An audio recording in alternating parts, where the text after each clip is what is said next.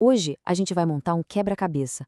As peças vêm de um texto antiguíssimo, todo fragmentado, que quase se perdeu no tempo, o Livro dos Gigantes. Juntos, vamos reconstruir essa história épica, uma história de rebelião, de poder que parecia não ter limites e, claro, de uma queda inevitável. Essa voz aí, cheia de arrogância, é a de um gigante. Tudo indica que é o famoso Gilgamesh. E essa frase? Bom, essa frase é a faísca que bota fogo no mundo. É a soberba na sua forma mais pura, sabe? Aquele orgulho que sempre, sempre vem antes da queda. É exatamente aqui que a nossa história começa. Ok, vamos mergulhar nisso. A raiz de todo esse caos não está na Terra, mas bem acima dela. Tudo começa quando um grupo de seres celestiais, conhecidos como os Vigilantes, decide descer.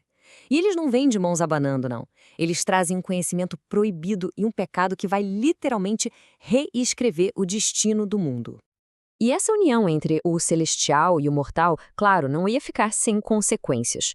O ponto principal aqui é o que nasceu dessa transgressão, uma raça completamente nova, os gigantes.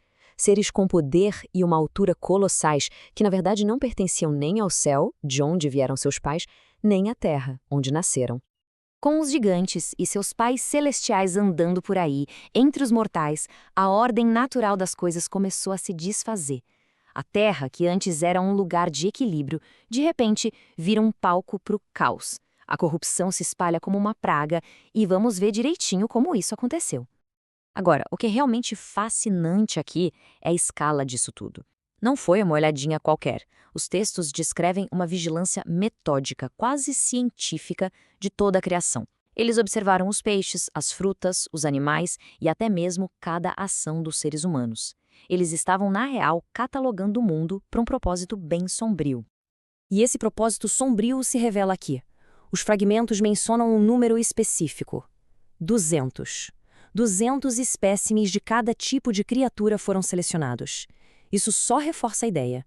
Não foi um ato de impulso. Foi uma profanação fria, metódica e totalmente calculada da vida. E aqui a gente vê essa violação em ação. Eles pegaram animais de tudo quanto é tipo, jumentos, carneiros, aves, e começaram a forçar cruzamentos profanos, quebrando todas as barreiras naturais da criação. Foi uma distorção deliberada da própria vida. O resultado, como já era de se esperar, foi catastrófico. A Terra não foi só preenchida, ela foi contaminada. Além dos gigantes, agora existiam monstros. E todos eles, tanto os gigantes quanto os monstros, eram movidos por uma fome que não tinha fim, sempre buscando devorar muitos. A corrupção agora era total, não tinha mais volta. Mas sabe como é? Até o poder absoluto tem seus limites. E a arrogância tem suas rachaduras. Para os gigantes, essas rachaduras apareceram na forma de pesadelos. Sonhos proféticos que começaram a sussurrar uma verdade aterrorizante. O fim estava bem próximo.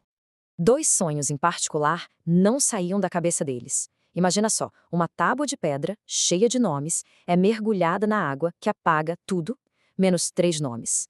Em outro sonho, uma árvore gigante arrancada da terra, mas 3 de suas raízes são poupadas.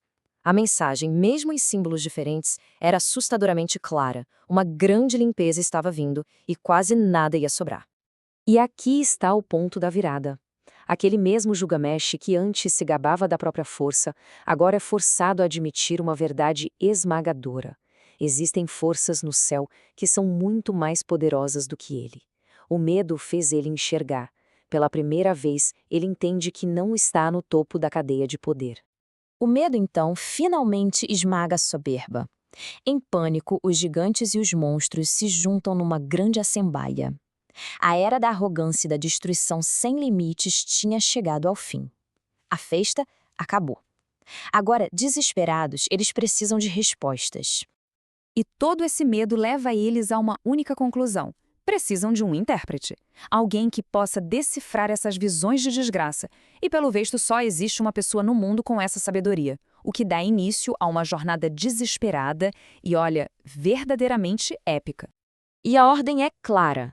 Um gigante, chamado Ma-Wei, é escolhido para a missão Vá até Enoque, o famoso escriba. Ele é a única esperança, o único que pode ler o futuro que tanto apavora eles nos sonhos.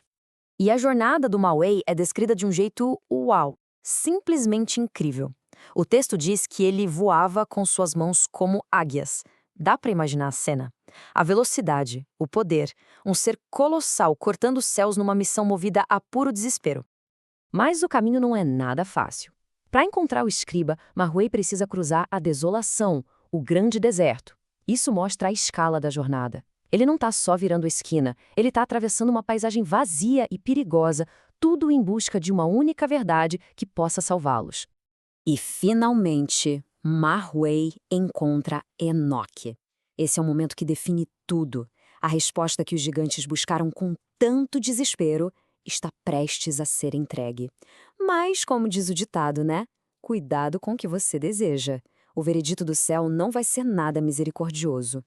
E a resposta de Enoque não vem em meras palavras, não. Ele grava tudo numa tábua de pedra, com a própria mão e entrega para o Marhuey.